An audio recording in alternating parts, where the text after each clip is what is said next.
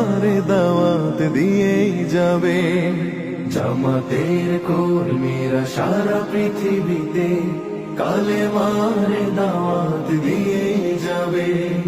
কোরআনের আলোকে সমাজ বিনির্মাণে, কোরআনের আলোকে সমাজ বিনির্মাণে হাজার জুলুম বাধা উতরে যাবে। জামাতের কর্মীরা সারা পৃথিবীতে কালেমার দাওয়াত দিয়েই যাবে। জামাতের কর্মীরা সারা পৃথিবীতে কালেমার দাওয়াত দিয়েই যাবে।